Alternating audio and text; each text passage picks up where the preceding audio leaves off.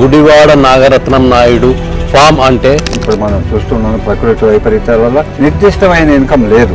అందరూ బాగున్న పొలంలో ఎవరైనా వ్యవసాయం చేస్తారు. అసలు దీనిలో మొక్క మొలవదన్న ప్రాంతంలో ఎందుకు మొలిపించకూడదు అనేది నా విధానం. కనీసం నీకు ఇద్దరు ఆడపిల్లలు పుట్టే పెళ్లి చేసే కెపాసిటీ కూడా ఉండదు. ఇలాంటి తండ్రికి నేను బిడ్డగా పుట్టానని వాళ్ళు బాధపడడం కూడా జరుగుతుందేమో. పొలం కొన్న తర్వాత డబ్బులు అయిపోయినాయి. సో వ్యవసాయం ఎలా స్టార్ట్ చేయాలి?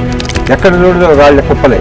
మరి నాగలు కూడా జరగడం లేదు. ఏం చేయాలరా బాబు అనుకునేసి లారీలు మాట్లాడుకుంటే మా పొలంలో సాయిల్ సైన్స్ తీసుకుంటే భారతదేశంలో ఎన్ని రకాల పొలాలు ఉన్నాయో సైంటిఫిక్గా ఫ్రమ్ ది బిగినింగ్ నుంచి కూడా. సో మా పాలసీ ఏంటంటే everything should goes out, nothing to come in my farm. మాకు ఇప్పుడు ఆ చెరువు మట్టికి తీసుకొచ్చి వేయాలని కూడా మా చుట్టుపక్కల ఉన్న చెరువు మట్టి అంతా కూడా కలుస్తుంది. అన్ని రకాలు ఒకే చోట పండించగలమా మనం? వాతావరణ పరిస్థితులన్నీ వేదిక మీద ఉపన్యాసాలు చెప్పడం కాదు, అందరూ ఉద్యోగం చేస్తున్నారు. మనం ఆ రైతులకి ఏమన్నా న్యాయం చేయగలుగుతాం అనే దాంతో ప్రతిదీ పండించి చూపించి భారతదేశానికి ఆహార భద్రత ఎలా కల్పించవచ్చు, ఇప్పుడు మనం ఎలా వృధా చేస్తున్నాం. నేచర్ ఫామ్తో కూడా భారతదేశంలో ఉన్న 145 కోట్ల జనాభాకి ఫుడ్ సెక్యూరిటీ ఇవ్వచ్చని ప్రూవ్ చేసిన పొలం. నేనైతే 1 కేజీ 400 గ్రాములతోటి 1 ఎకరాన్ని నాటుపెడుతున్నాను. తక్కువ నీళ్లు, తక్కువ విత్తనంతో తక్కువ విస్తీర్ణంలో కూడా అత్యధిక దిగుబడి ఎలా సాధించవచ్చు అనేది సైంటిఫిక్ రీజన్ కూడా జోడించి ఆ రోజుల్లో ఏం చేసేవాళ్ళు అంటే మీరు వ్యవసాయ కళాశాలల్లోనే వచ్చిన తర్వాత బాధ అనిపించి దానికి ఏం కావాలని అప్పటికప్పుడు చూసి ఏదైనా నీళ్ళు కావాలని ఏమని చెప్పి పెడితే 1 గంటకి అది లేచి కళకళ. నాయుడు గారు ఎప్పుడు వచ్చారు మెడ్రాస్లో సెమినార్ బాగా జరిగిందని అడుగుతూ ఇక్కడ ఒక మొక్క నాటం, ఇక్కడ ఒక మొక్క, ఇక్కడ ఒక మొక్క, ఇక్కడ ఒక మొక్క, ప్రతి మొక్కకి 25 సెంటీమీటర్స్. ఆ చైనా అగ్రికల్చర్ మినిస్టర్ వచ్చి ఆ మొక్కను పీకడానికి ప్రయత్నం చేశాడు. ఆ భూమిలో ఉన్న మైక్రో న్యూట్రియన్స్ అంతా కూడా అబ్జర్వ్ చేసుకోవడం వల్ల. Welcome real talk with AK.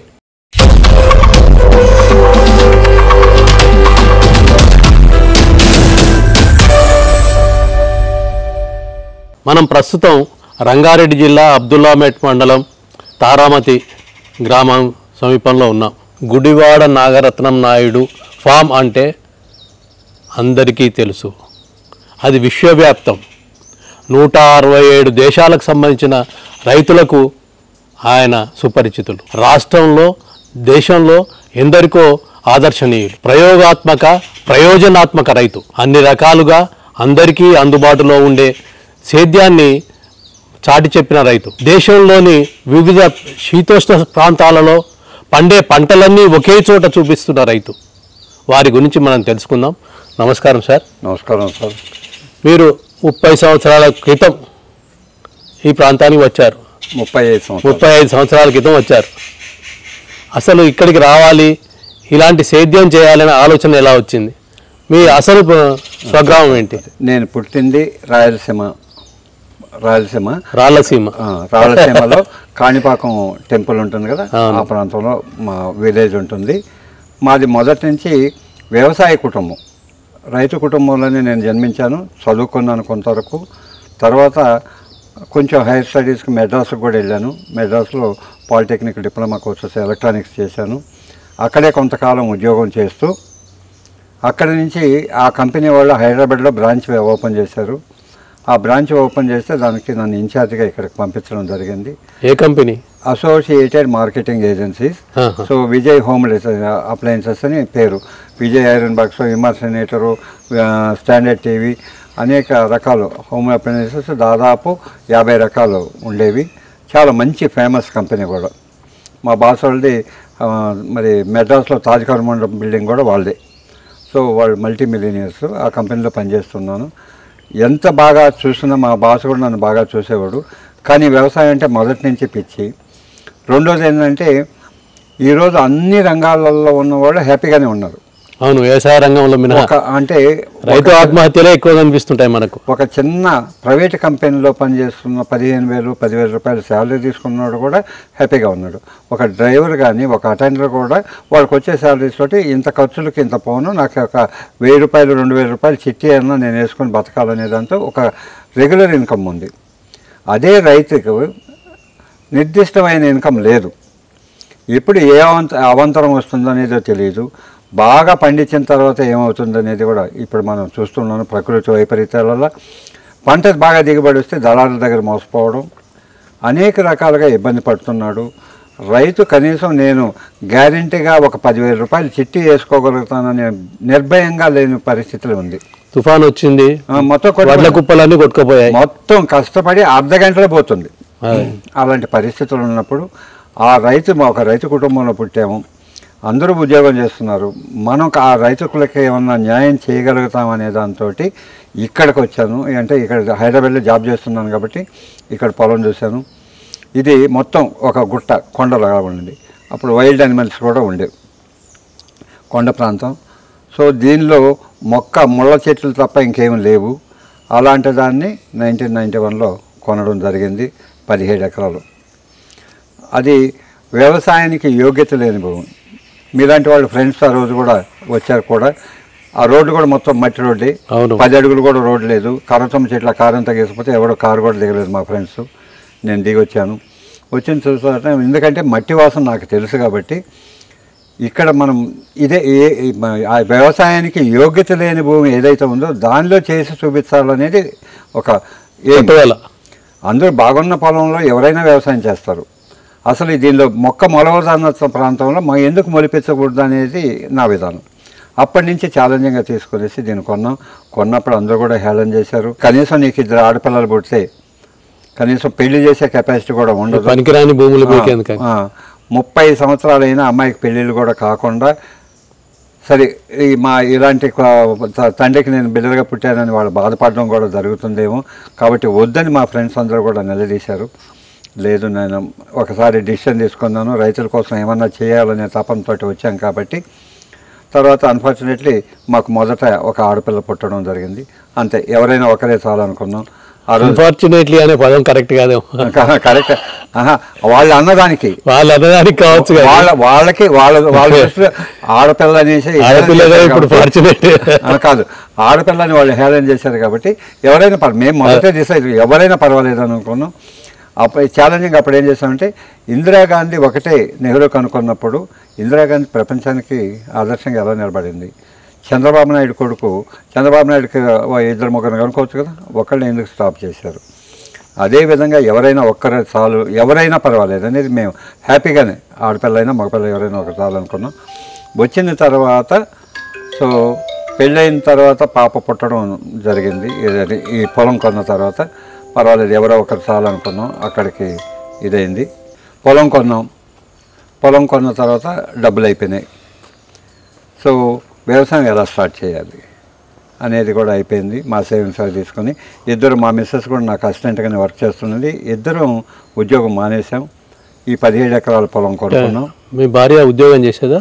తను కూడా ఇద్దరు జాబ్ చేస్తాం. తను కూడా బీఎస్సీ చదువుకున్న క్యాండిడేట్. ఇద్దరు జాబ్ చేసాం. జాబ్ మానేసేసి ఈ పొలం కొన్న తర్వాత మాకు ప్రత్యక్షంగా మాకు గురువైనా దైవమైనా మాకు ఈ అగ్రికల్చర్ కాన్సెప్ట్లో ఈ స్థితికి రావడానికి కూడా మా అమ్మే నాకు కారణం. అమ్మ పేరు చెప్పలేదు. మా అమ్మ పేరు మునిరత్నమ్మ. ఆమెకి ఇప్పుడు 100 years. ఈ రోజు కూడా వచ్చేది. మా డ్రైవర్ రాలేదు కాబట్టి ఆమె రాలేకపోయింది. ఇద్దరం అన్నారు. భార్య పేరు చెప్పలేదు. భార్య సత్యవతి. మా అమ్మాయి నాకు ఒక అమ్మాయి కాబట్టి అమ్మాయి పేరు హర్షిని. మా అమ్మాయికి ఇంకొక కూతురు కూడా మా మనవరాలు, దాని పేరు నయోనిక. ఈరోజు ఆ నయోనిక 10 సంవత్సరాలే కానీ 200 మంది విద్యార్థులను కూడా ఫామ్లో ఎడ్యుకేట్ చేస్తుంది. మైక్రో న్యూట్రియంట్ బయాలజీ చేసుకున్న వాళ్ళకు కూడా క్లాసెస్ తీసుకుంటుంది. మల్లారెడ్డి యూనివర్సిటీ స్టూడెంట్స్ వస్తే వాళ్ళ క్లాసెస్ కూడా తీసుకుంటుంది. మల్లారెడ్డి యూనివర్సిటీ వాళ్ళు కూడా సన్మానం చేయడం జరిగింది. వెంకయ్య నాయుడు గారు కూడా ఇంత చిన్న వయసులోనే వ్యవసాయంలో ఇంత అద్భుతంగా రాణించుతుందనేసి చేయడం జరిగింది. శ్రీవారి సాగుని ప్రజలకు అవలీలగా కూడా చెప్పగలుగుతుంది. మా పొలంలో ఉన్న దాదాపు 100,000 రకాలు ఉన్న మొక్కలు ఉంటాయి. అన్నిటినీ ఐడెంటిఫై చేసి అందరినీ ఎడ్యుకేట్ చేయగలుగుతుంది. ఆ మొక్కల ఒక క్యారెక్టరిస్టిక్స్ చెప్తుంది. దాని మెడిసినల్ వాల్యూ కూడా చెప్పడం జరుగుతుంటుంది. సరే, మనవరాల్ని కొద్దిసేపు ఆపేద్దాం. అదే వ్యవసాయానికి వద్దాం. అదే ఇది వృత్తిగత ధర్మంగా, ఎందుకంటే రాబోయే రోజుల్లో వ్యవసాయాన్ని కాపాడాలి కదా. అవును, కాపాడడానికి ఎవరో ఒకరు ఉండాలి కదా. ఉండాలి కాబట్టి దాన్ని కూడా ట్రైన్ చేస్తున్నాం. ఇది కుటుంబం. సరే, ఈ వ్యవసాయానికి వచ్చిన తర్వాత ఈ అడవిని కొనుక్కున్న తర్వాత ఏం చేయాలి? రాళ్ళు గుట్టలు ఎట్లా తొలగించారు ఏంటి? రాళ్ళన్నీ కూడా ఒక 200 లారీలు రాళ్ళని ఎక్కడ చూడదు రాళ్ళ కుప్పలే. మరి నాగలు కూడా తిరగడం లేదు. అప్పుడు ఎడ్లతో సాగు చేస్తుంటే ఏం చేయాలిరా బాబు అనుకునేసి లారీలు మాట్లాడుకుంటే వాళ్ళు ఇక్కడ సిటీకి దగ్గర ఉంది కాబట్టి ఈ రాళ్ళు తీసుకెళ్ళి బెందడి కింద అమ్ముకునేవాళ్ళు. ఒక లారీకి 50 రూపాయలు నేను ఉల్టా ఇచ్చాను తీయడానికి. ఇప్పుడైతే వాళ్ళే నాకు డబ్బులు ఇచ్చే పరిస్థితి ఉంది, ఎందుకంటే వాటికి కూడా డిమాండ్ వచ్చింది కాబట్టి. అటు 1000 లారీలు రాళ్ళు బయట పంపించాను. ఇంకా పెద్ద పెద్దవి ఇక్కడ వినాయకుడు కానీ అక్కడ బలరాముడు స్వామి ఇలాంటి పెద్ద ఇంకా పెద్ద స్టోన్స్ అన్నీ కూడా ఒక 30 అడుగుల లోతు మట్టిని తీసేసి దాని లోపల వేసేసి ఒక 5 అడుగుల మట్టి పోసి వ్యవసాయం సేద్యానికి అనుకూలం చేశాం. మా పొలంలో సాయిల్ సైన్స్ తీసుకుంటే సెలైన్ సాయిల్ ఉంటుంది, రాకీ సాయిల్ ఉంది, శాండీ సాయిల్ ఉంటుంది. భారతదేశంలో ఎన్ని రకాల పొలాలు ఉన్నాయో సైంటిఫిక్గా అన్ని రకాల పొలాలు ఇక్కడే ఉన్నాయి. ఒక ల్యాబ్ ఓపెన్ చేస్తే సో వాళ్ళ అన్ని రకాల పొలాలు కూడా నమూనాలు ఇక్కడే ఉంటాయి. మరి మొరం అనేది గట్టిగా గడ్డపారేసిన కాంక్రీట్ కన్నా గట్టిగా ఉండేది కూడా ఇక్కడే ఉంటుంది. అలాంటి పొలంలో మొక్క కూడా ఎదగదు అని ప్రతి ఒక్కరూ ధృవీకరించిన తరుణంలో మొక్కను ఎందుకు మొలిపించి చూపించకూడదని నేచర్ ద్వారా అన్ని రకాలని ఇక్కడే పండిస్తాం. మళ్ళీ బయట నుంచి ఎక్కడో మట్టి తీసుకొచ్చి ఇక్కడ రాలేదు, ఇక్కడ ఉన్న దాంతో ఇక్కడ ఉన్నది. ఇప్పటి వరకు బయట నుంచి ₹1 కూడా మేము ఏది తీసుకురావడం జరగదు. ఇక్కడ sustainable agriculture system from the beginning నుంచి కూడా. సో మా పాలసీ ఏంటంటే everything should goes out, nothing to come in my farm. అంటే సాధారణంగా ఎండాకాలం వచ్చిందంటే చెరువు మట్టి తీసుకుపోయి భూమిలో వ్యవసాయ పొలాల్లో వేయమంటారు. మాకు ఇప్పుడు ఆ చెరువు మట్టికి తీసుకొచ్చి వేయాలని కూడా మా చుట్టుపక్కల ఉన్న చెరువు మట్టి అంతా కూడా కలుస్తుంది. అంత పొల్యూటెడ్, హైదరాబాద్ నుంచి వచ్చిన నీళ్లు, మూసి నీళ్లు అవన్నీ కూడా ఆ చెరువులకు నింపుతున్నారు. కాబట్టి మళ్ళీ దాన్ని కూడా ఎందుకు కలుషితం చేయాలని ఆ మట్టి కూడా నేను వేయడం లేదు, ఎందుకంటే ఈ చుట్టుపక్కల ప్రాంతం మూసి నది కింద వస్తుంది కాబట్టి. అంటే ఈ 17 ఎకరాల్లో ఉన్న మట్టినే వినియోగిస్తాం. ఇక్కడ మా దగ్గర ఉన్న మట్టినే మేము అటు ఇటుగా కొంత ఉపయోగించుకున్నాం. సో లెవెల్ కొంతవరకు చేసుకున్నాం, అప్ అండ్ డౌన్స్గా ఉన్నదాన్ని. సో పంట సరళిని మొదలుపెట్టాం. మొదట farmer should not buy anything from outside. రైతు అనేవాడు ఏది బయట నుంచి కొనకూడదు అనేది మా కాన్సెప్ట్. ఎందుకంటే సో మనకు నిత్యావసరానికి కావాల్సిన ఏవైతే వస్తుందో ఫుడ్ గ్రెయిన్స్ కానీ, లీఫీ ఆకుకూరలు కానీ, కూరగాయలు కానీ నుంచి పండ్లు కానీ అన్ని రకాలు మన తోటలోనే మనం పండించుకొని తినాలనేది కాన్సెప్ట్ ఒకటి. అన్ని రకాలు ఒకే చోట పండించగలమా? మనం వాతావరణ పరిస్థితులన్నీ రకరకాలుగా ఉంటాయి. ఇప్పుడు మీకు లైవ్ మేమే ఎక్కడ వేదిక మీద ఉపన్యాసాలు చెప్పడం కాదు, ప్రతిదీ పండించి చూపించి భారతదేశానికి నేచర్ ఫామ్తో కూడా భారతదేశంలో ఉన్న 145 కోట్ల జనాభాకి ఫుడ్ సెక్యూరిటీ ఇవ్వచ్చని ప్రూవ్ చేసిన పొలం ఇది. ఆహార భద్రత పథకం భారతదేశానికి ఆహార భద్రత ఎలా కల్పించవచ్చు, ఇప్పుడు మనం ఎలా వృధా చేస్తున్నాం ఫుడ్ సెక్యూరిటీని కూడా. సో ఇప్పుడు ఎగ్జాంపుల్ సీడు, 1 ఎకరాకు మనం వరి నాటేటప్పుడు 30 కిలోల ఒడ్లు నారు పోసి నాటు పెడుతూ ఉన్నాం. ఇక్కడ శ్రీవరి సాగు అనేది ప్రప్రదంగా భారతదేశంలో మొదట స్టార్ట్ చేసిన రైతును నేను. 1 ఎకరాకు 2 కిలోల విత్తనంతో 1 ఎకరం నాటబెట్టమని రైతులకు ఆదేశిస్తాను. నేనైతే 1 కేజీ 400 గ్రాములతోటి 1 ఎకరాన్ని నాటబెడుతున్నాను. అంటే సాగులో నీరు కూడా తక్కువ వినియోగం అవుతుంది. దాని కాన్సెప్ట్ అది SRI అంటే system of rice intensification method.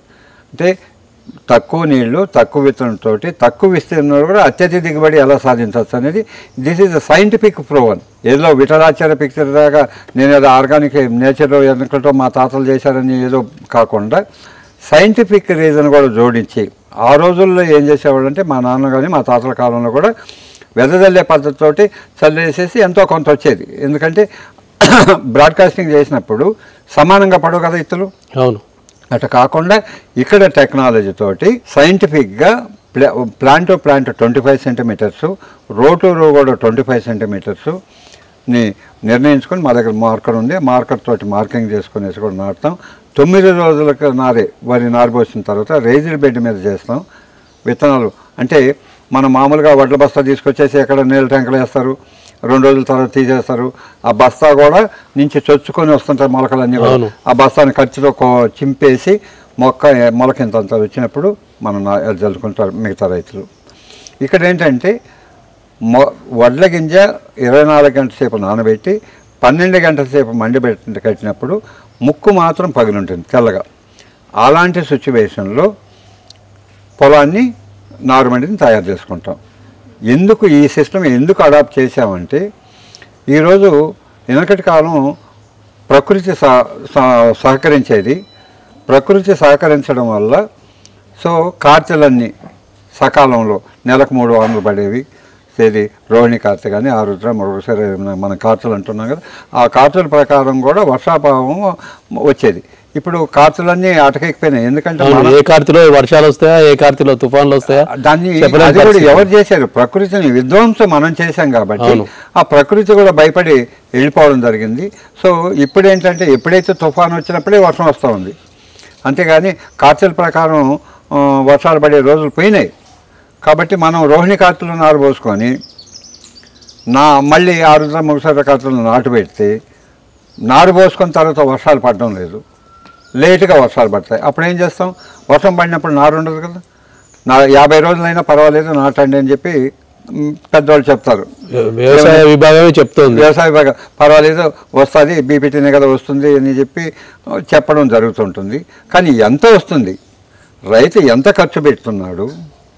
ఖర్చు పెడితే విత్తనం కాస్ట్ ఎంత, దున్నకానికి ఖర్చు ఎంత, నాటుకోవలు ఎంత, సో మళ్ళీ కలుపు తీయడానికి ఎంత, ఫర్టిగేషన్కి ఎంత, మళ్ళీ హార్వెస్టింగ్కి ఎంత, ఈ ఖర్చులన్నీ లెక్కేసుకుంటే ఎంత ఆదాయం వస్తుందని క్యాలిక్యులేటెడ్ చూసుకోకుండా ఏదో వస్తుంది నాటండి అని చెప్పేస్తున్నారు.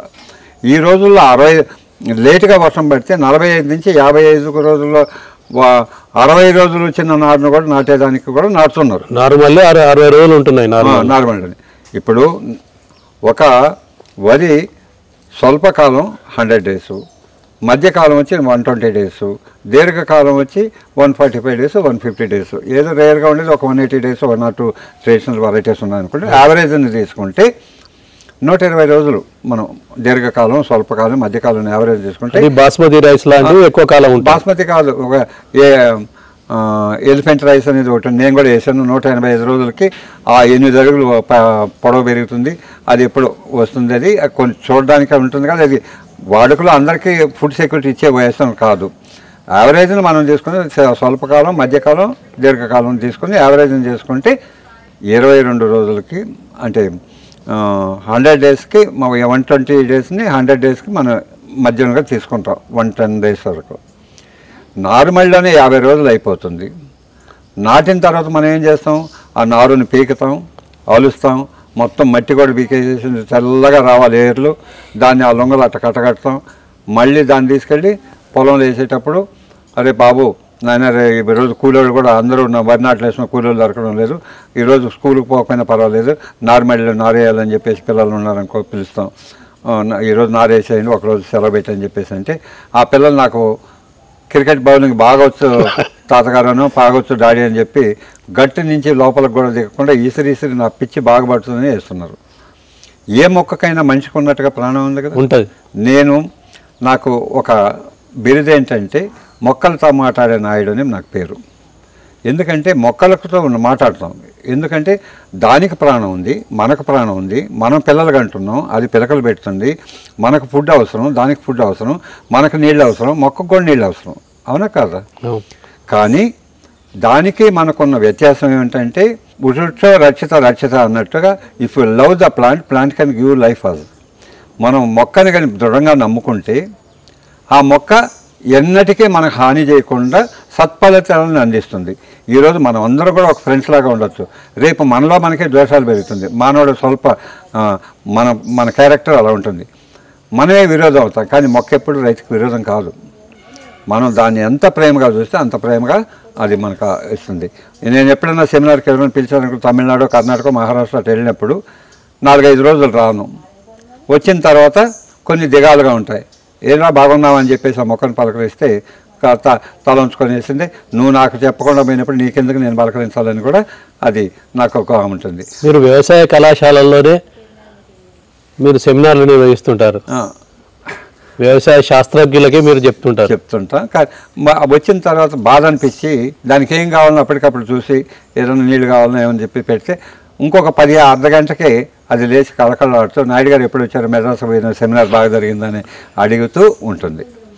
ఇంకొకటి కూడా మీరు అబ్జర్వ్ చేయండి, లేటెస్ట్ సైంటిఫిక్ మెథడ్లో కూడా ఇక్కడ ఉన్న చూడండి, ఈ మనీ ప్లాంట్ ఒక్కొక్కటి ఇస్రాకల్లాగా పెరిగినాయి.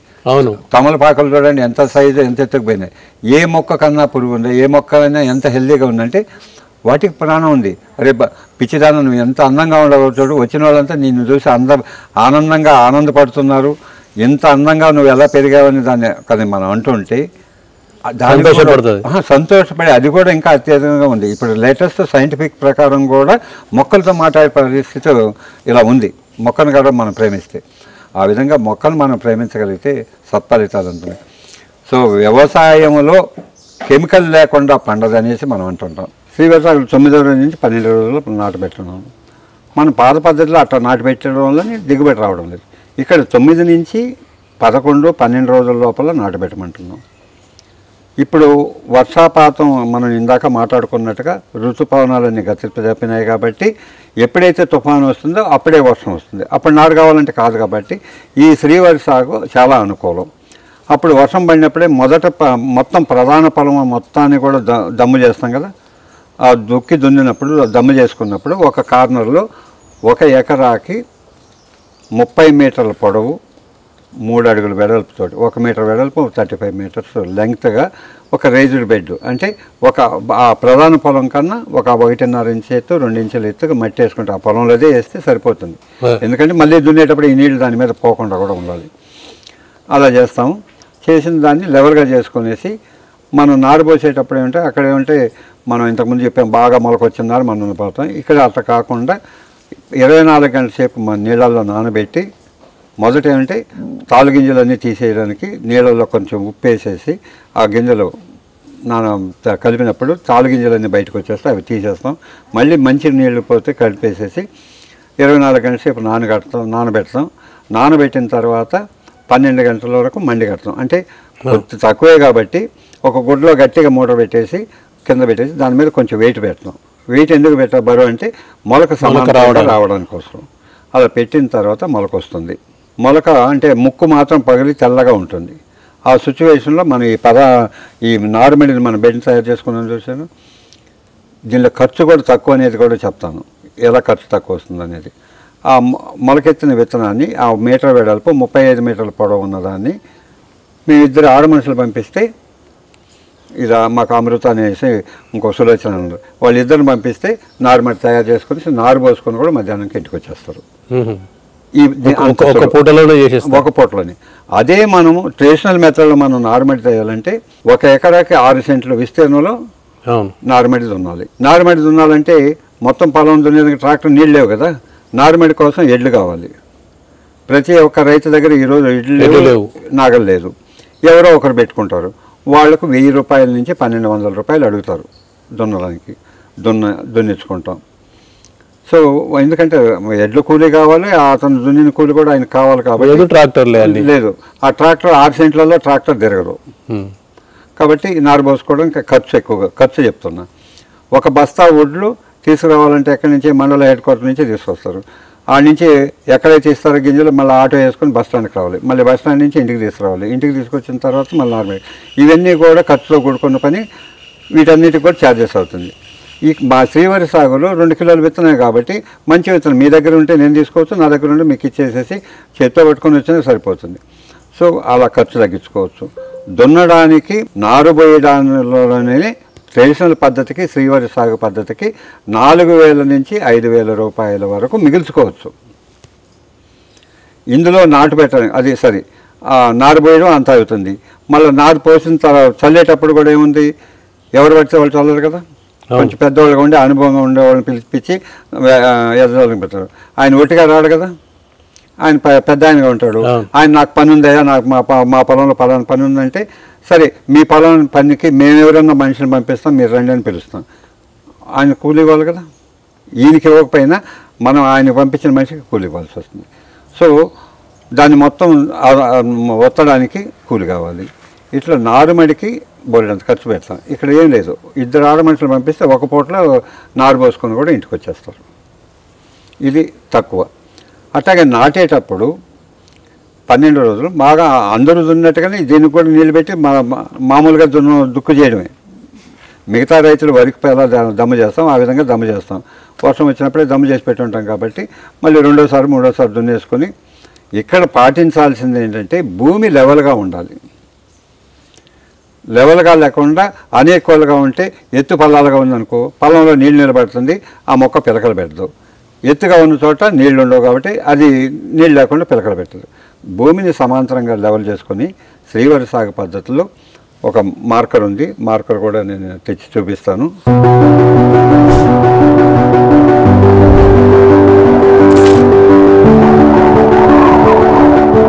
చూడండి, 2 మీటర్స్ విడ్త్ ఉంటుంది. 2 మీటర్ విడ్త్ ఉన్నదానికి 25 into 20 ఒకేసారి ఇలా లాక్కెళ్ళామనుకో, దమ్మ చేసిన దానిలో నీళ్ళు తీసేసి ఉంటాం, మార్కింగ్ పడుతుంది. జస్ట్ లైక్ ఇప్పుడు ఈ బండలు వేయడానికి ఎట్లా మార్కింగ్ ఉంటుందో అదేవిధంగా మార్కింగ్ పెడితే ఆ ఎడ్జెస్లో ఇక్కడ ఒక మొక్క నాటుతాం, ఇక్కడ ఒక మొక్క, ఇక్కడ ఒక మొక్క, ఇక్కడ ఒక మొక్క. ప్రతి మొక్కకి 25 సెంటీమీటర్స్ మీరు టేప్ పెట్టి కొలుసుకున్నా కూడా సమాంతరంగా ఉంటుంది. సో తద్వారా ఈజీగా నారు పెరగడం కూడా. మామూలుగా మన తెలంగాణ ప్రాంతంలో 15 మంది ఉదయం నుంచి మధ్యాహ్నం వరకు నారు పెక్కుతాం, మధ్యాహ్నం నుంచి ఆ నారు నాటు పెడతాం. అవునా కాదా? అవును. ఇప్పుడు మా అమ్మ ఒకటి నారు బీకిచ్చిందంటే 15 మందికి నాటు అందిస్తుంది. అంటే 7 మంది కూలీలు మిగిలినట్టే కదా మధ్యాహ్నం వరకు. ఒక్క మనిషి నారు బీకిస్తే అక్కడ మళ్ళీ మనం ఏంటంటే మామూలు ట్రెడిషనల్ పద్ధతిలో ఆ నారుని తీసుకెళ్ళి ఇంకొకటికి వేయాలంటే ట్రాక్టర్న రావాలి, బండ్లన ఉండాలి, లేదు మోసేవాళ్ళని ఒక ముగ్గురు కావాలి. ఇక్కడ ఒక ఆడ మనిషిని పెడితే 15 మందికి నారు అందిస్తుంది. ఎందుకంటే అది తీసేటప్పుడు ఏమిటంటే కేకులాగా మట్టితో సహా తీయడం వల్ల ఒక్కొక్క మొక్కని ఇలాగ బిల్లలుగాను ఇక్కడ ఒకటి, ఇక్కడ ఒకటి, అక్కడ ఒకటి, అక్కడ నాటడం ఈజీగా ఉంటుంది. కాబట్టి తొందరగా ఆ 2 మీటర్లు ఇది ఉంది కాబట్టి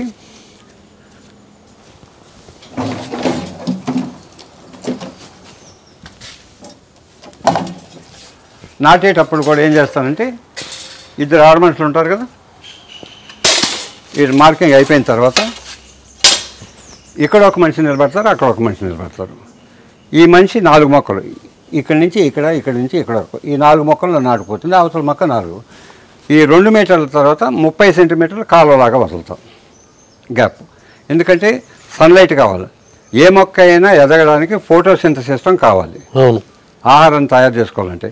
దట్టు ఈస్ట్ వెస్ట్ సాధ్యమైనంత వరకు మార్కింగ్ చేస్తాం. అలా ఉండడం వల్ల అది ఫోటోసింథసిస్ జరుగుతుంది. వాటర్ కూడా, ఇరిగేషన్ కూడా దాని కాలువలాగా ఉంటుంది. కాబట్టి ఆ కాలువలకు నీళ్లు పెడితే కూడా మొత్తం మొక్క ఎదుగుదల వస్తుంది. అట్లాగే మీరు కలుపు నివారణ చర్యకి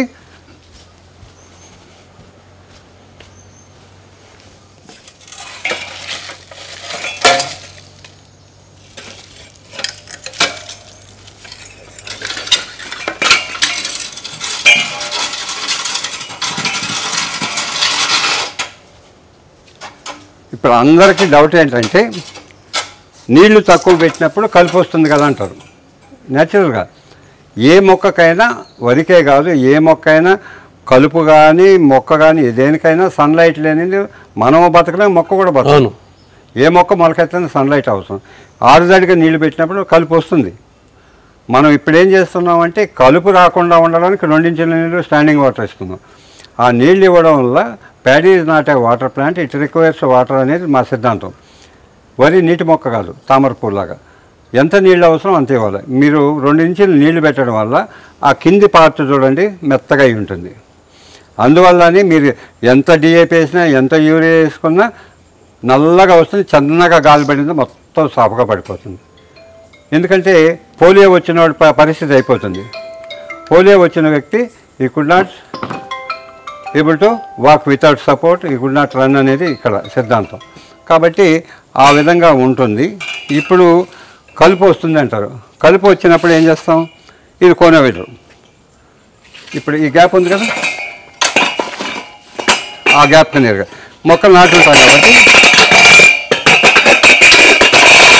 ఇట్లా తీసుకోవడం వల్ల క్లాక్ వైజ్ తిప్పచ్చు, యాంటీ క్లాక్ వైజ్ తిప్పడం వల్ల కలుపు పూర్తిగా మొక్కల నుంచి లేపేసి భూమిలో ఇన్కార్పొరేట్ చేసేస్తుంది. ఇన్కార్పొరేట్ చేయడం వల్ల కొద్ది రోజులకి అది కూడా కుళ్ళిపోయి పచ్చరొట్టు కింద కావస్తుంది కదా. ఏ కలుపు అయినా పచ్చరొట్టు కింద తయారవుతుంది. It is a nitrogen fixation అవుతుంది. అప్పుడు మొక్కకి ఆ భూమిలో ఉన్నదాన్ని దానికి సమృద్ధిగా ఎలా అందించాలనేది కూడా ఒక ప్రక్రియ.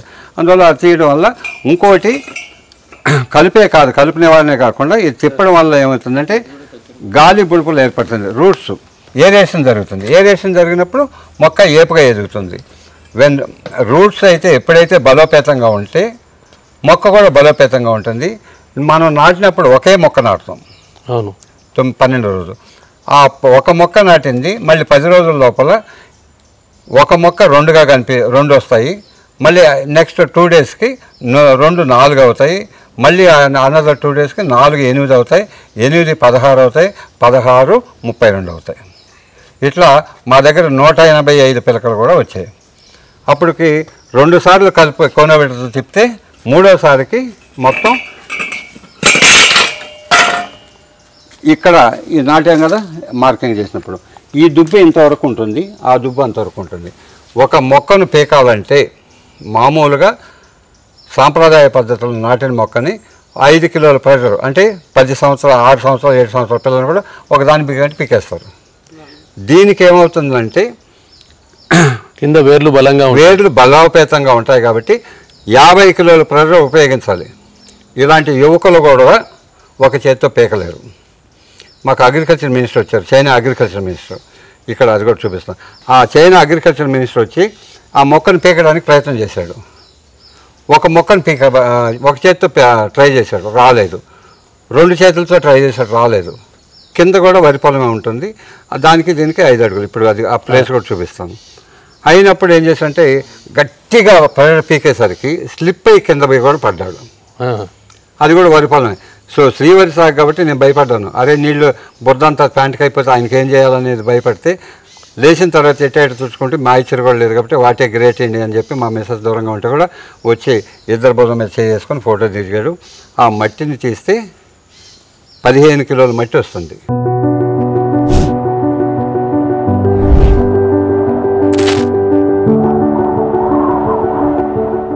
మనం ఇప్పుడు నాగరత్నం నాయుడు గారు సాగు చేయించిన శ్రీవరి పొలంలో ఉన్నాం. ఈ శ్రీవరి పొలానికి వేయాల్సిన విత్తనాలు ఏంటి, చేయాల్సిన పద్ధతులు మనకు వివరించారు. వేయాల్సిన విత్తనం గురించి ఇప్పుడు వివరిస్తారు. వేయాల్సిన విత్తనం లేదు. మీ ఏ ప్రాంతంలో వాళ్ళు వాడుకలో వండే రైస్ని వాడుకునే అదే విత్తనాన్ని వాడుకోవచ్చు. మెథడు నీరు పెట్టే విధానం, నాటే విధానం, నారు పోసే విధానం మాత్రం డిఫరెంటు. సో ఏ వంగడం అయినా ఏ ప్రాంతంలో వాళ్ళకు అలవాటైన వంగడం ఉంటుందో దాన్ని ఏ నాటైనా నాటుకోవచ్చు. 2 కిలోలే సరిపోతాయి ఎకరాలు. నాటుకునే విధానం మాత్రం మార్పు అంతే. ఇదంతా కూడా శ్రీ పద్ధతిలోనే ఆ రోజు నుంచి ఈ రోజుకు కూడా పండిస్తూ ఉంటాం. ఇది చూడండి, ఒక దబ్బు పీకాలంటే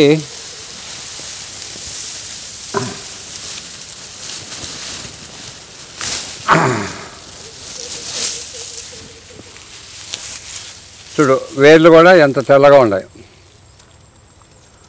అది ఇంత మట్టిని లాక్కొస్తుంది. అంటే వేరు విస్తీర్ణం ఇంత దాకా ఈ పక్క మట్టి పోయిందనుకోండి, ఒక స్క్వేర్ ఫీట్ మందం మట్టిని లాక్కొస్తుంది. సో ఈ విధంగా ఉంటుంది. 15 కిలోల మట్టి ఎందుకు వస్తుంది? ఆ 15 కిలో ఒక స్క్వేర్ ఫీట్ మందం కూడా వేరు వ్యాప్తించింది కాబట్టి 15 కిలోల మట్టిని లాక్కొచ్చింది.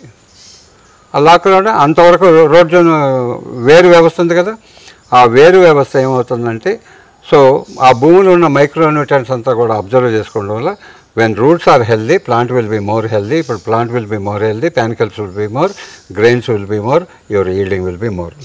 ఇక్కడ ఏంటి, మొక్క చిన్నప్పుడే నాటుతున్నాం కాబట్టి 10 రోజులకు మొక్క పెట్టింది. తండ్రి ఇన్కమ్ వచ్చా, తల్లి ఇన్కమ్ వచ్చా, కూతురు ఇన్కమ్, కొడుకు ఇన్కమ్, కోడలు ఇన్కమ్, అల్లుడి ఇన్కమ్ అంతా కలిపి ఇంత అవుతుంది. మన సాంప్రదాయ పద్ధతులు నాటేది 50 రోజుల తర్వాత నాటుతున్నాం కాబట్టి 45 రోజులకి, అంటే రిటైర్డ్ అయిన వాళ్ళు ఇంచుమించు మన వయసు వాళ్ళకి పెళ్లి చేసే ప్రక్రియ ఎలా ఉంటుందో అదే పరిస్థితిలో మనం సాంప్రదాయం ప్రకారం చేస్తున్నారు.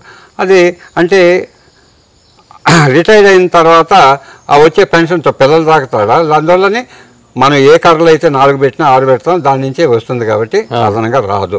అందువల్ల ఈల్డింగ్ కూడా తక్కువ అవుతుంది. కాబట్టి ఈ సిస్టమేటిక్ ఈరోజు మనం ఎంత ట్రెడిషనల్గా మాట్లాడుకున్నా ట్రెడిషనల్లో కూడా టెక్నాలజీ కూడా మాట్లాడుకోవాలి. అంతకుముందు ఎదగలే పద్ధతి ఉండి ఇప్పుడు టెక్నికల్గా ఈ విధంగా కూడా మనం చేయడం వల్ల శ్రీవారి సాగులో అత్యధికంగా వచ్చింది. డాక్టర్ వైఎస్ రాజశేఖర రెడ్డి 2004లో ఇక్కడే హెలికాప్టర్ వచ్చి దిగి వరి కోసి ఎకరాకు 92 బస్తాలు గవర్నమెంట్ ఆఫ్ ఇండియా రికార్డ్ చేసింది. సెంట్రల్ మినిస్టర్స్ అందరూ వచ్చారు, స్టేట్ మినిస్టర్స్ అందరూ వచ్చారు. అట్లాగే మీడియా కూడా ఇంక్లూడింగ్ బీబీసీ మీడియా కూడా రావడం జరిగింది. ఎన్జిఓ ఆర్గనైజేషన్ వచ్చారు, అందరి సమక్షంలో హార్వెస్ట్ చేసి ఎకరాకు 92 బస్తాలు నమోదు చేయడం జరిగింది. తద్వారా సెంట్రల్ గవర్నమెంట్ నాకు ఇప్పటికి 3 times కూడా 1 lakh cash award 1 lakh cash award కూడా ఇవ్వడం జరిగింది ఉత్తమ రైతుగా. సో ఇప్పటి వరకు ఈ ఫామ్కి ఒక 17 ఇంటర్నేషనల్ అవార్డ్స్ వచ్చాయి, 26 నేషనల్ అవార్డ్స్ వచ్చాయి, 463 awards in all state all community ఉంది. ఈ విధంగా వినూత్నంగా రైతులకి రాబోయే రోజుల్లో సో మన దేశంలో భారతదేశం కూడా ప్రపంచ స్థాయిలో పోటీపడే మనస్తత్వం కాబట్టి రోడ్స్ వెడల్పు కావాలి, రోడ్స్ బిల్డింగ్లు కావాలి, ఇండస్ట్రీస్ రావాలి. వీటన్నిటికీ agriculture land is going on decreasing, అంటే క్రమేణా తగ్గిపోతుంది వ్యవసాయ పొలాలు, పాపులేషన్ పెరిగిపోతూ ఉన్నారు. రియల్ ఎస్టేట్ వచ్చిన తర్వాత మొత్తం నాశనం అయిపోయింది. సరే నాశనం అయిందనేది మనం అనడం, నేను అనడం భాగం కాదు. ఎందుకంటే ఆ రియల్ ఎస్టేట్ వాళ్ళతో నేను పడలేకుండా ఇక్కడ కూడా ఎగుతున్నారు. ఈ పాటికి నన్ను లేపేయాలని అనేక శాతాలకు ప్రయత్నం చేసినా కానీ ఇంకా మీలాంటి వాళ్ళు ఉండాలి. కాబట్టి ఈ దేశానికి ప్రకృతి అవసరం అనే దాంతో మొండిగా కూడా ఉంటున్నాం. ఆ విధంగా agriculture land is going on decreasing. Population ఒకప్పుడు 50 కోట్ల ఉన్న జనాభా ఈరోజు 145 కోట్ల జనాభా అయ్యారు. కాబట్టి వీళ్ళందరికీ ఫుడ్ సెక్యూరిటీ ఇవ్వాలంటే కూడా ఎలాంటి ఫుడ్ సెక్యూరిటీ ఇవ్వాలి? కాబట్టి మంచిది విషం లేని ఆహారం. ఇప్పుడు నాణ్యమైన ఆహారం ఇవ్వాలి. అదే ఇప్పుడు మనమంతా ఏం తింటున్నాం? పందులు కుక్కలు తిన్న విష పదార్థాలతో కూడుకున్న ఆహార పదార్థాలు తింటున్నాం. ఒకప్పుడు గ్రీన్ రెవల్యూషన్ వచ్చినప్పుడు తిండి లేదు కాబట్టి కొంతకాలాన్ని బతికి సావడానికి సిద్ధమయ్యి అప్పుడు చేసాం. ఇప్పుడు ఇండియా అలాంటి కంట్రీ కాదు. ప్రపంచంలో పోటీతత్వంలో ఉన్నప్పుడు మనకు కూడా మంచి న్యూట్రియంట్ ఫుడ్ కావాలి. If you take good food, good health, good environment, good service కూడా చేయడానికి ఆస్కారం ఉంటుంది. అదన్నీ సస్య విప్లవం వచ్చినప్పుడే సాధ్యమవుతాయి. కాబట్టి అందువల్ల మంచి విషం లేని ఆహారం, కలుషితం లేని నీరు, మంచి వాయువు, ఈ 3 అందించాలనే తపంతో ఇక్కడ నేచర్ ఫార్మింగ్ జరుగుతుంటుంది. ఎలాంటి కెమికల్ ఫర్టిలైజర్ ఇప్పటి వరకు ఒక 35 సంవత్సరాలు 1 గ్రామ్ ఫర్టిలైజర్ కానీ 1 డ్రాప్ పెస్టిసైడ్ కానీ వాడకుండా కూడా ఈ పొలం మొత్తం కూడా నేచర్ తోటే పండిస్తున్నాం. సాధారణ రెట్టింపు పంట, అది కూడా రెట్టింపు. మీరు ఏ చెట్టు అయినా చూసుకోండి, మీరు ఏ యూనివర్సిటీలోనా వచ్చి కూడా ఏ ల్యాబ్లోనే టెస్ట్ చేసుకోండి, మా మట్టి తీసుకెళ్ళి ఉంటే నేను సమాధానం చెప్తాను. ఎందుకంటే ప్రకృతి కన్నా గొప్పది కాదు. ఆ బయోమాస్ అక్కడ పడుతుంది, అది అక్కడే డీకంపోజ్ అవుతుంది, మొక్కకు కావాల్సిన ఏరియేషన్ ఇస్తుంది, బలాన్ని ఇస్తుంది. అందువల్ల మొక్కలన్నీ కూడా అంత హెల్తీగా ఉన్నాయి. మీరు చూసారు కదా, ఇప్పుడు ఆ మనీ ప్లాంట్ చూడండి, ఆ మనీ ప్లాంట్లు చూడండి ఎంతంత ఆకులు ఉన్నాయి, ఇస్త్రాకుల కన్నా కూడా పెద్దగా ఉన్నాయి. అటే తోమలపాకలు చూడండి ఎంత హైట్ పెరిగి ఉంటాయో. మనం ఇంకోటి, మన ప్రాంతంలో కొబ్బరికాయలు రావంటాం. అవును, ఆ కొబ్బరికాయ చెట్టు చూడండి, ఇప్పటికి కూడా ఒక 250 కాయలు ఉన్నాయి చెట్లునే. ప్రతి సంవత్సరం ఒక 500 కాయల కన్నా ఎక్కువ కాస్తుంది. చుట్టూ వేరే విస్తరించి ఉండడం వల్ల కనిపించట్లేదు. ఇది మనీ ప్లాంట్. దానికి ఇక్కడ సింబయా సిస్టంలో ఉంటుంది. సో ఫోటోసింథసిస్ సిస్టమ్ ఇది ఎందుకోసం 25 అంటే 25 సెంటీమీటర్లు నాటామంటే ఈచ్ ప్లాంట్కి ఫోటోసింథసిస్ సిస్టమ్ కావాలంటే సన్లైట్ కావాలి. సూర్యరశ్మి ద్వారానే మొక్క ఆహారాన్ని తయారు చేసుకుంటుంది. కాబట్టి 25 into 25 సెంటీమీటర్స్ కరెక్ట్గా పెట్టడం వల్ల ఈక్వల్ సన్లైట్ ప్రతి ప్లాంట్కి సమాన పాళ్ళల్లో సూర్యరశ్మి అందుతుంది. కాబట్టి ప్రతి మొక్క దానికి కావాల్సిన ఆహారాన్ని అలా తయారు చేసుకుంటుంది. మనం నాటే పద్ధతులు ఏం చేస్తున్నాం? జిగ్జాగ్గా పాటలు పాడుకుంటూ ఈ రెడ్డి గారు బాగా దమ్ము చేసినాడని, ఈ గౌడ గారు బాగా దమ్ము చేసినాడని చెప్పేసి మాట్లాడుకుంటూ గుచ్చుకుంటూ పోతూ ఉంటాం. జిగ్జాగ్గా నాటడం. ఆ జిగ్జాగ్గా నాటడం వల్ల ఏమవుతుందంటే ఇర్రెగ్యులర్ షేప్లో నాటడం వల్ల ఫోటోసింథసిస్ సిస్టమ్ సక్రంగా జరగకుండా, సో దాన్ని ఫోటోసింథసిస్ జరగడం వల్ల బలంగా రావడం లేదు, పిలకలు అధికంగా పెట్టడం లేదు, ఈ విధంగా జరుగుతూ ఉంటుంది. అది కాబట్టి అందువల్ల శ్రీవరి సాగు ద్వారా అత్యధిక దిగుబడి ఇలా వస్తుంది. టెక్నాలజీ పరంగా ప్రూవ్ చేసింది కానీ మిగతా విధంగా కాదు. అదేవిధంగా అగ్రికల్చర్లో అనేక రకాల. మీరు వరిలో ఒక శ్రీవరి సాగే చేశారా, ఇంకేమైనా ప్రయోగాలు చేశారా? అన్ని ఏ రకమైన వరి ఎన్ని రకాలు ఉన్నాయి, బాస్మతితో సహా కూడా పంజాబ్ బాస్మతి కన్నా కూడా అధికంగా పండించాను.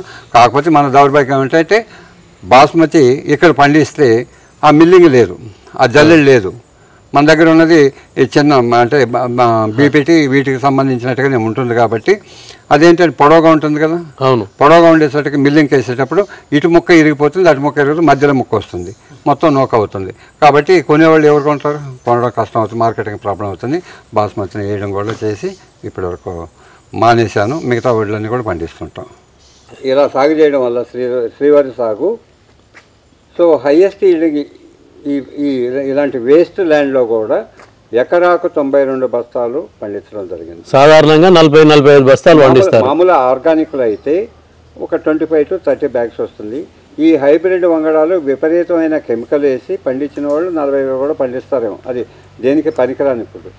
ఇక్కడ నేచర్లో ఎలాంటి విష పదార్థాలు లేకుండా, ఆర్గానిక్ ఫర్టిలైజర్స్ కూడా వేయకుండా నేచర్ తోటి వరి పండించి ఈ శ్రీ విధానంలో highest yielding in the global వరల్డ్లో ఫస్ట్ రావడం కూడా జరిగింది.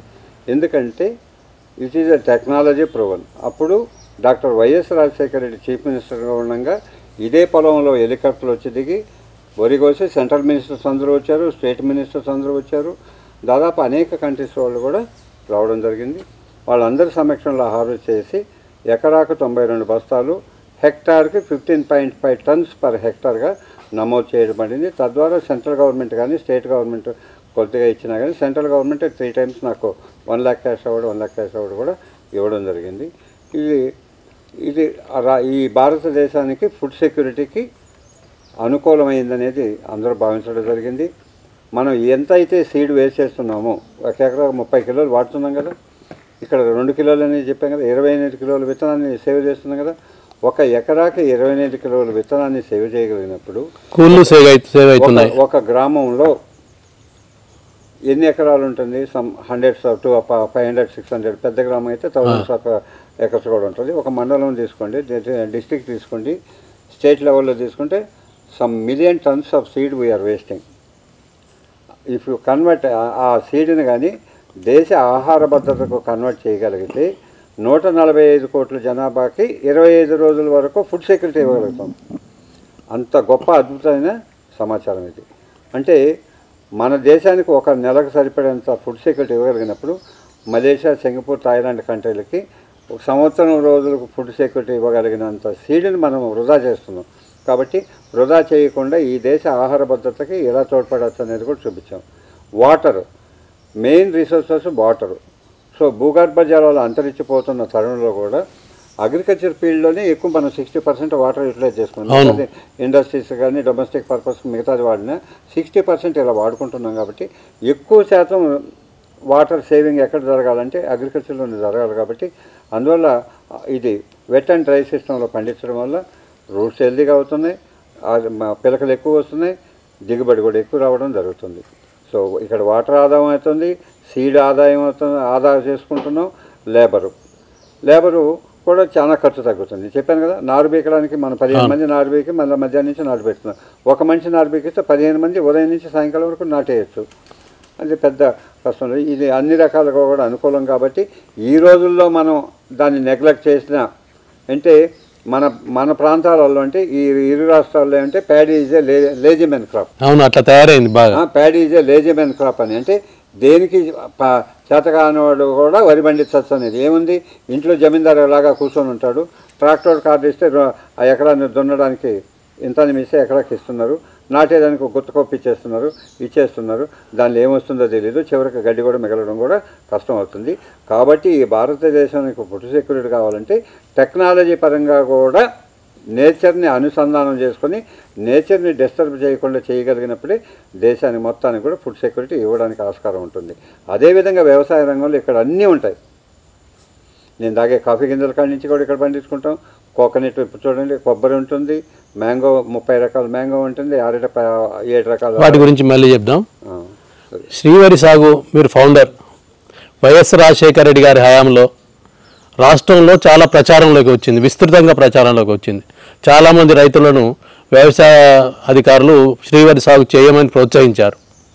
తర్వాత ఎందుకో శ్రీవరి సాగు మన ఈ ప్రాంతంలో తగ్గిపోయింది. అనేక ప్రాజెక్టులు వచ్చి ఉచితంగా వాటర్ వస్తుంది కదా, అప్పుడే కరెంటు కూడా డబ్బులు కట్టేట్టుకుంటే శ్రీవారి సాగు ఇప్పటికి 100% పాపులర్ అయిపోయేది. లేదు కాబట్టి అన్నీ ఉచితంగా ఉండేసరికి దేశానికి నష్టం, రైతుకు నష్టం, ఆదాయం లేకుండా సతమతం అవుతున్న పరిస్థితులు. మామూలు పద్ధతిలో 1 ఎకరానికి సరిపోయే వాటర్ ఉంటే 1 ఎకరం వరి వేసుకొని శ్రీవరి సాగు పద్ధతిలో మళ్ళీ 1 ఎకరం ఆరుదడి పంటలకు కూడా మనం వెజిటబుల్స్, లీఫ్ వెజిటబుల్స్ పండించుకోవచ్చు. ఇతర రాష్ట్రాల్లో ఇప్పటికీ చాలా ప్రచారంలో ఉంది శ్రీవరి సాగు, వినియోగంలో ఉంది. నేనే తమిళనాడులో డెవలప్ చేసింది కూడా నేనే.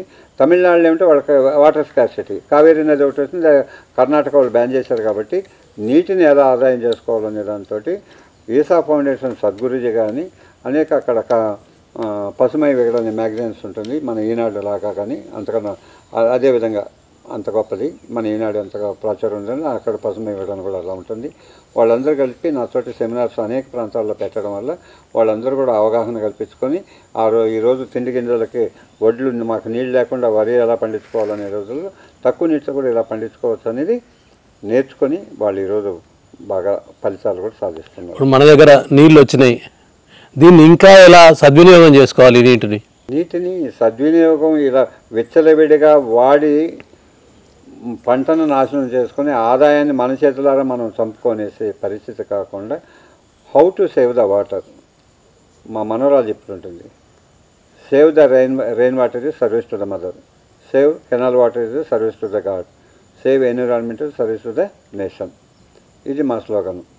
సో దాన్ని ఎలా భూగర్భ జలాలను ఎలా కాపాడుకోవాలి. ఇప్పుడు మేము బోరేసే నీళ్ళే లేవు, వ్యవసాయాన్ని వదిలిపెట్టే పరిస్థితుల్లో ఇప్పుడు మీ కారు వచ్చింది కదా, మెయిన్ రోడ్డు కాడ నుంచి ఒక ఛానల్ తీసుకొచ్చాము. రెయిన్ వాటర్ వర్షం వచ్చినప్పుడు ఆ నీళ్ళన్నీ తీసుకొచ్చి కూడా అక్కడ 45 అడుగుల లోతు బావి పెద్దది దొవ్వాను, అందులో ఈ నీళ్ళు అందులో వదిలిపెడతాం.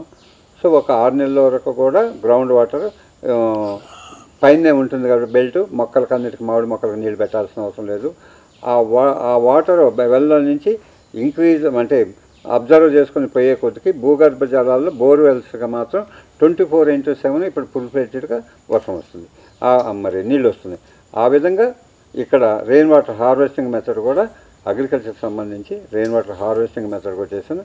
దాన్ని నెదర్లాండ్ గవర్నమెంట్ 2 times నాకు ఇంటర్నేషనల్ అవార్డు ఇవ్వడం కూడా జరిగింది నేను చేసిన వినూత్నమైన పద్ధతికి. అట్లాగే రైతుకు ఇంకొకటి కూడా ఏంటంటే ఆటోమేటిక్ వెదర్ స్టేషన్ పెట్టాం. ఆటోమేటిక్ వెదర్ స్టేషన్ ఉంది మన దగ్గర. ఒక రైతుకి ఆటోమేటిక్ వెదర్ స్టేషన్ పెట్టాలంటే కష్టం, సాధ్యం కూడా కాదు. అవును, నేను నా గురించి 9th క్లాస్ బయాలజీలో ఒక లెసన్ ఉండడం వల్ల అది ఇప్పటికీ కొనసాగుతుంది. అనేక వేల మంది విద్యార్థులు చదువుకుంటున్నారు. సుమారు 17 సంవత్సరాల నుంచి ఉంది. ఇప్పటికి కూడా వాళ్ళు వస్తే ఆటోమేటిక్ వెదర్ స్టేషన్ ద్వారా పిల్లల్ని ఎలా ఎడ్యుకేట్ చేయ, వాళ్ళకి ఏం కావాలి.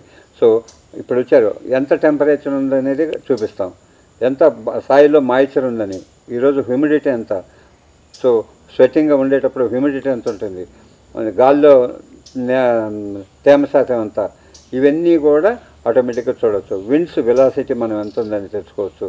సో వెదర్ ఫార్కాస్టింగ్ గురించి నేర్చుకోవచ్చు. అట్లాగే రెయిన్ కూడా వచ్చేటప్పుడు అలర్ట్ అయ్యి ఒక 24 hours రైతు పంటను ఎలా కాపాడుకోవచ్చు, ఇవన్నీ కూడా పిల్లలకు కానీ రైతులకి కానీ సో ఆ ఉద్యోగస్తులకు కానీ వ్యవసాయ ప్రేమికులందరికీ కూడా ఇక్కడ శిక్షణ నేర్పించడం జరగడం వల్ల ఒక రైతు ఇలా ఇంత అద్భుతంగా ఇంతమందిని ఎడ్యుకేట్ చేస్తున్నాడని గవర్నమెంట్ ఆఫ్ ఇండియా కూడా మాకు ఆటోమేటిక్ వెదర్ స్టేషన్ ఇక్కడ మేము ప్రొవైడ్ చేయడం జరిగింది.